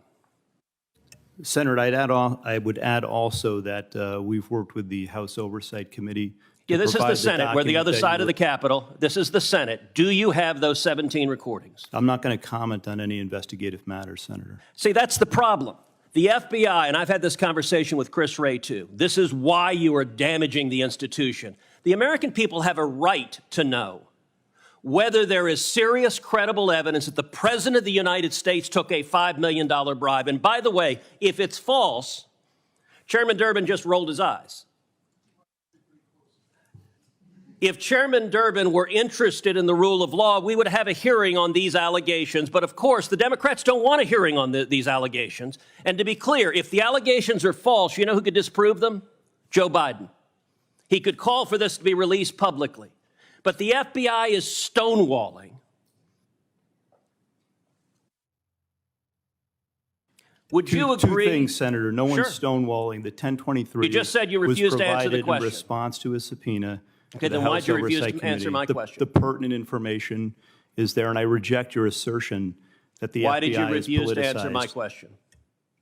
I just answered your question. Okay, so yes, you have a 1023. Do you have the 17 recordings? Yes or no? I'm not going to get further into that. So you're stonewalling. You can't say I'm not refusing to answer your question, but I won't answer your question. I'm going to answer within the parameters that we operate in. That's the problem. The FBI has right now an unlimited hubris that you believe you are unaccountable. You don't believe you're accountable to the United States Congress, and you don't believe you're accountable to the American people. And you are doing damage. The FBI is a great institution. When I go home to Texas, people ask me, should we abolish the FBI? Now, I tell them no, because you have heroes and patriots working for you that are catching child predators, that are catching terrorists. But you're sitting there happily erecting a wall to protect Joe Biden. Will you provide to this committee, not the House, the Senate Judiciary Committee, will you provide the FD 1023 and will you provide the 17 recordings so we can assess what is the evidence, the specific credible evidence that Joe Biden personally took a $5 million bribe from a foreign national?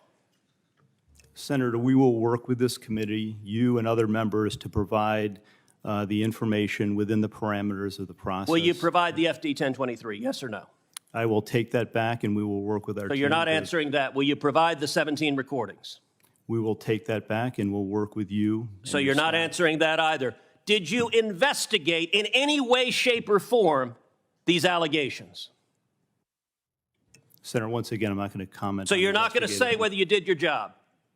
We do our job to the very best of our ability. Well, not here. You're not answering a single question to the American people. And you may think this is esoteric. I promise you, millions of Americans are concerned. You know who isn't concerned? Not a single Senate Democrat. We're going to go through this whole hearing. Not one Democrat will ask a question about this. You know who else isn't concerned? The corporate media, who is joining with the Democrats in covering up this evidence. If Joe Biden is innocent, the evidence should be made public and demonstrate that he's innocent. But if he is not, is it true this informant who alleged that he personally took a bribe was an informant the FBI had relied upon previously in other investigations? Yes or no? Senator, in each and every investigation that we have, all the work that we do, I asked you the a yes or no expectation question. is that every logical avenue investigation be pursued I asked you a to yes its or no fullest. question. Are you going to answer it? Yeah, I'm answering your question. Was the informant one you had relied on previously in other investigations? Yes or no? Senator, we run down every piece of information, every You're not lead, answering it then. You're refusing to answer objectively, it. So you're refusing to answer the to question. the fullest extent possible, refusing to answer the question. relentlessly, Is that and correct? aggressively in all instances. Senator, your time It's is disgraceful. It's disgraceful, Deputy Director Abate. Disgraceful. Senator, your time has expired. Senator Tillis? Chairman, I think Senator Blackburn goes before me, or Senator Welch. I appreciate the opportunity, but Thank you, Senator Tillis. It's Senator Welch is next. Thank you, Mr. Chairman. I want to thank all the witnesses. I'm sitting in a seat that was previously occupied by Senator Leahy, who is a champion of civil liberties and a strong supporter of law enforcement, his own prosecution background. But he, and with the great support of Vermonters, very much was concerned about the civil liberty questions that are raised. And I've heard from all of the witnesses, you share that concern. And I certainly do. What Chairman Durbin said in his opening remarks in expressing his very serious concern about the extraordinary breaches, I share that. So a couple of things. One, Senator Cornyn had asked about codifying in statute reforms that have been made. In my understanding, I think this goes to you, Mr. Olson, is that you would be supportive of any of the reforms that have been made to date being codified in statute, so it wasn't another episode of trust me and we'll try to get it right? No, I think that's exactly as the Deputy Director said. I mean, the fundamental point is we are open to engaging on reforms and implementing reforms that don't undermine the essential effectiveness of Section 702. Certainly. But codifying them. And among those would be, right, putting in statute where it makes sense to do so, some of the changes or the changes that the FBI has implemented on its own to ensure compliance. I just want to make certain that we're on the same page Yes. here, because it's one thing to say, trust us, we've learned and we'll be good in the future. It's another thing to have the force of law behind it. Second If I may thing. just say, I'm being a little, I'm hesitating only because as the lawyer here next to Mr. Abate, I just want to make sure that, we'd want to make sure that the language in any statute is Well, appropriate, no, of course. that goes without saying. Yep. Now, another thing, I know Senator Leahy and Senator Lee, I'm sorry. Okay, Senator Leahy and Senator Lee worked on an amicus amendment, as I understand it. Senator Lee, and by the way, he very much appreciated working with you on that, he's told me. My understanding is you're resistant to that, you're saying for practical reasons. But keep in mind, I think the motivation Senator Leahy had, I'll speak for my conversation with him, and I've heard Senator Lee express it, the interest of maintaining Fourth Amendment protections for citizens is constitutional and inviolate. So I would expect to advocate for that again. You've answered the question, but I just wanted to bring that to your attention. You know, the heart of this is this question of whether there is an exception on the warrant protection when a U.S. citizen gets swept into this. And I know Mr. Ossoff asked in my absence about the warrant protection, but I am wanting to go back on that. Why can't we have a warrant when it does involve a U.S. citizen? And can you make distinctions between a situation where there's imminent, urgency, and obviously that requires a different kind of action where versus those situations where information comes up, my telephone number is on a telephone that's been captured on the battlefield, but there's no urgent matter that has to proceed with action. What's the problem with providing a continuation of the warrant protection that is available to all U.S. citizens outside of FISA? So maybe Mr. Fonzone might have more to add to this, but let me just say, stepping back, so it's really important for me to be clear that when it comes to the targeting decision, the initial decision to target, that is outside of the Fourth Amendment because the targeting decisions are focused on non-U.S. persons overseas. It's only when the FBI receives... No, I understand that. Yeah, it's only 3% of all of the 702 collection that FBI has access to, where it's related to an open FBI investigation. So they have 3% of the lawfully collected information, and it's very common rather than rare that the need to search that data, whether it's an ongoing cyber attack, for example, or an espionage effort, that it is not a degree of urgency to quickly be able to say, at the very earliest stage of an investigation, we need to understand, is this technical identifier associated with this cyber attack?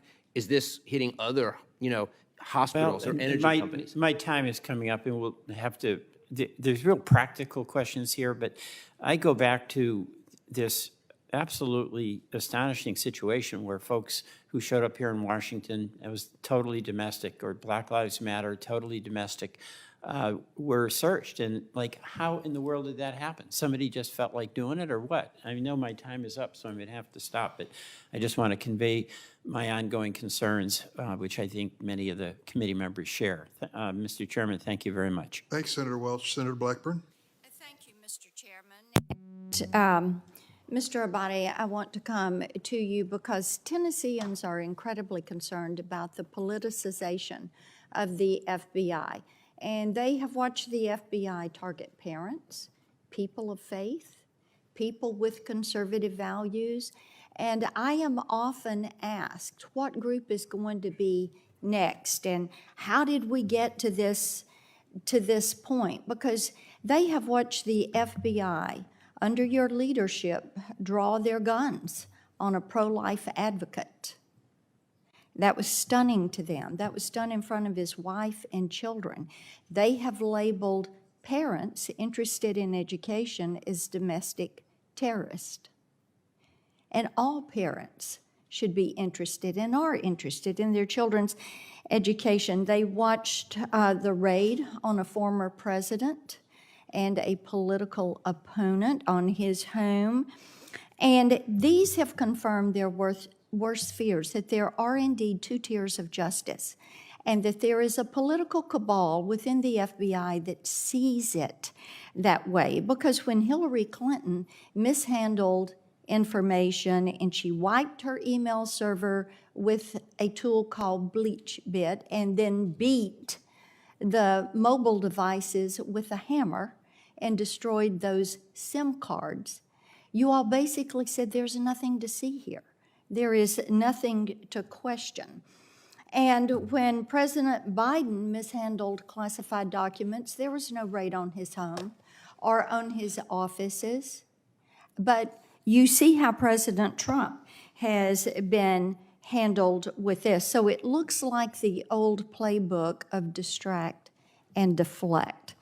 And the American people have a right to be concerned about this. Now, I want to talk about Senator Grassley's information from yesterday, because when the FBI produced the document that you referred to earlier relating to the Biden bribery allegations, and you gave that to House Oversight, you all redacted any reference to the fact that the foreign national who allegedly bribed Joe and Hunter Biden had those 17 audio voice recordings. So first of all, why did you redact that part of the information? Senator, first, as I said before, your assertion, or anyone who makes the assertion that the FBI is politicized, I reject it wholeheartedly. It's wrong. and it is not true. The work we do, Okay, and the Mr. people I see Abate, in then the let me FBI ask you this. You said in your response to Senator Cruz that you and the FBI do your job to the best of your ability. So why don't you tell me what your job is? Is it to defend and shield Joe Biden, or is your job to protect this country and the Constitution of the United States? Which is it? The job of the FBI is to protect the country, keep people safe, and uphold the Constitution of our great country. So why Period. are That's what we you work to using- do every day. Objectively, there are not two standards of justice. There is only one. It's applied equally to Practically each and and by every person. perception, there are two standards, very clear standards of justice in this country. We see it every single day. The American people see this every single day. They look at you and they see a politicized entity that is weaponizing an agency of the federal government against the American people. That is They not the FBI that I out. see, Senator. That is not the FBI. You see, there are a lot of good people that work for the FBI, but you have a political cabal there. So why did you decide to conceal the information in that revelation to the House Oversight Committee? Why did you redact all of that pertaining to the phone calls? We have exceptional people within the in You're the not FBI, answering the very question. best. Why did you redact that And they information? work relentlessly every day to keep this You country chose safe not and to to protect reveal people. that the Period. calls were there, and Senator Grassley found it out anyway. Is that accurate? With regard to the You chose to redact it, yes or no? we often redact documents to protect So you sources and chose to methods. redact the fact that there are 17 voice recordings, 2 of those with the now president. You chose to redact that and not to give that to House Oversight. I have Is no that idea accurate? if there are voice recordings or not. What I will tell you with respect to the You have document, no- the document was redacted to protect the source, as everyone knows. Well, then and this is let- a question of life My and death, time has potentially. expired, but I think it would be helpful if when you came before us, if you were willing to answer the questions, it would help to remove the perception that the American people have, because this is what they see. They see you do it every day, and that is politicizing the FBI and using it against the American people who don't happen to be named Biden, Clinton, or one of the elites. Thank you, Mr. Chair. Senator Hawley? Thank you, Mr. Chairman. Mr. Abadi, let me just stay with you. You just started to answer Senator Blackburn's question that not releasing the 1023 or talking about it as a matter of life and death, question of life and death, you said. Explain. It is potentially a question of life and death For whom? with regard to the source of the information. So, okay, so now we've confirmed that the document exists. That's progress because the FBI director initially denied that it exists. Why did he do that? We have already and previously acknowledged the existence of the documents. Yeah, after you first denied it. Now, when a member of this committee read it, right, the FBI director, let's just get the record straight. The FBI director initially said it doesn't exist. Then Senator Grassley said, I've read it. Then he said, oh, okay, well, gotcha. I guess it does exist. Now you're going back and forth with members of this committee, what's in it. Why don't you just release it? Is it classified? The document is not classified. Okay. Will you commit to releasing it? Senator, we'll take that back and we will work with you and this committee. How about just a yes or no? Will you commit to releasing this unclassified document that alleges that the President of the United States, has taken $5 million or more in bribes from a foreign nation? The document has already been released pursuant to a subpoena to the House Oversight Committee. Has it been released to this committee? We will work with this committee within the parameters that are established to meet Will you the release the request. document to the public? It's unclassified. Don't you think the American people have a right to see it? Senator, the document, as you know, contains sensitive information that has bearing on the life of the source of the information, potentially. You can redact the source's name. We do this all the time. In some instances, Senator, and I know you know this, that is not sufficient to protect people. And that's what we strive and work to do each and every day. And I hope you would take that seriously, too. Oh, I take it very seriously. But I also take seriously the fact that your institution has repeatedly abused its authority, has repeatedly targeted political opponents. Your institution is the one that went to the door of pro-life protesters with SWAT teams to try and intimidate people because of their speech. Your institution is the one that treated parents as domestic terrorists because of their speech. Your institution is the one that, according to the court, the FISA court, ran 278,000 unwarranted, probably illegal queries on Americans, right? That was your institution, correct? With respect to the compliance incidents, yes, some of the other things you cited, we can take them one by one. They are not. Compliance, you would characterize the unlawful querying 278,000 times of American citizens as compliance issues? We've said before, I've said that totally unacceptable. Who's been fired for it? Individuals involved are handled through the disciplinary process. Who's been fired for it? We have, in the case of the unintentional instance where something similar happened, we have fired people in the past. Wait, I'm sorry. What does that word salad mean? The unintentional instance where what does that mean? Who's been fired for the 278,000 times that you improperly or illegally queried the database for American citizens? Anybody? When we find intentional incidents. Well, you're saying that the 278,000 queries were unintentional? I believe that's correct. Wow, 278,000 times American citizens' information was queried by your agency unintentionally? That's your testimony? I would want to go back and check that, Senator.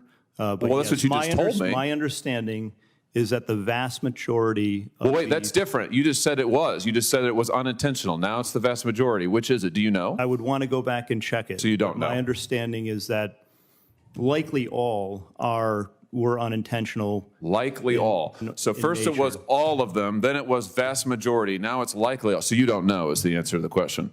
I don't know the answer as we sit here today, but I will find out. Could have started and I with will that get back to probably. you. Who was fired for the lies to the FISA court for the Carter Page warrant? Who was fired for that? Anybody? Has anybody been held accountable for your institution deliberately lying to a FISA court to get a wiretap on an ongoing presidential campaign? There is an ongoing disciplinary process with respect to individuals involved in that. Here's the deal. You're back in front of us asking for the reauthorization of extraordinary authorities. Multiple courts have uncovered extraordinary abuses perpetrated by your agency. You are at the same time concealing information about serious allegations made against the President of the United States, even as your institution also targets his chief political opponent in an unprecedented way. Why would we ever give you the blank check that you want to continue surveilling American citizens in an improper manner? Why would we ever do that? Senator, we're here to talk about reforms today. I did get confirmation that the query... No, we're not. We're here to talk about the reauthorization of Section 702. Why would we reauthorize it, given your track record of abuse and illegal improper surveillance and political targeting? Why would we do that? Why would it be appropriate for this body to do that? We've made significant reforms and implemented corrective measures. We've seen significant progress as a result of that, Senator. The queries that you mentioned early were, in fact, unintentional. That's what I was just told by my counterpart. That is an amazing... The earlier question. So your testimony is the 280,000 queries of American citizens was unintentional. That's your final answer? That's how they were assessed by that team that did the review. I'm not satisfied with that. That's why we've implemented further measures, as I announced earlier today. Yeah, I don't believe that at all. And frankly, we've heard from your agency 1,000 times that you're going to do better, will do better. You promised after the abuses of Title I you'd do better, and then we find out that in the meantime you're illegally querying 280,000 American citizens' data. It's unbelievable, frankly. Everything you say is unbelievable. Senator Tillis.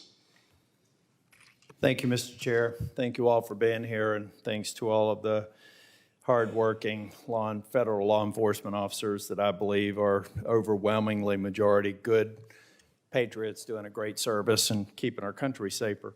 I appreciate the documents that y'all sent over, particularly we can talk about what it's doing. A couple of months ago, I went over to the FBI, saw a demonstration of many of the changes that you've implemented on the online query system. I think they're very promising. It also begs the question, why didn't we have it before? But we've corrected that mistake. Senator Cornyn mentioned codification. I had that discussion with the department of the changes, Mr. Abate, that you all have made. I also would encourage every member to see this in action and go through the demonstration that I did. I think it's positive progress. But I had a question for you, Mr. Abate, on the three strikes. I'm trying to figure out how we get to reauthorizing Section 702. It would be irresponsible of us to not figure out a way to do it. It's critically important, very important tool. The three strikes thing, though, kind of struck me as why should anybody get past one strike? I mean, and to me, there are, whoops, I just didn't know, just finished training. Maybe that's a legitimate reason, but three strikes against the controls that you're putting in place before what action occurs? What happens with strike three? I'm assuming they're out, but what are they out of? It could include everything up to dismissal, Senator. And I think it's important to clarify here, this three strikes applicability refers to those that are deemed to be, those compliance errors that are, or incidents that are deemed to be unintentional. And it's an escalating approach with respect to the three strikes. If someone was to unintentionally commit an error like this 3 times, then they would be referred for greater discipline. In addition to the things that come into play, their FISA access would be removed upon the occurrence of the first incident. They would undergo full mandatory retraining. They would have to sit down and be counseled by one of the attorneys from our Office of General Counsel. And it gives us the ability to, evaluate the conduct and determine whether it is truly unintentional or whether it should be elevated to the category of reckless or even intentional, which would warrant more severe disciplinary action.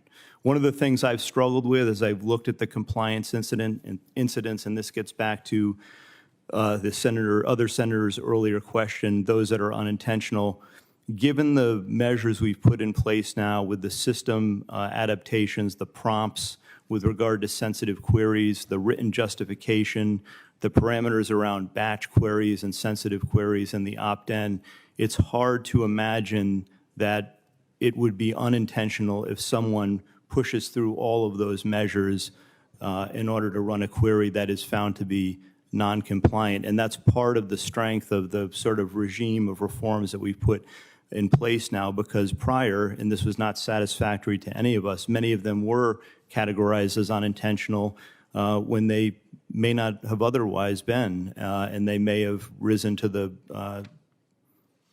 level of recklessness or even intentionality. Could you talk a little bit about, I think that with Crossfire, I mean, people have raised some concerns, and I think rightfully so, about Crossfire Hurricane. We all know it. That was mostly Title I as opposed to Section 702. Do you agree with that? And can you explain the differences?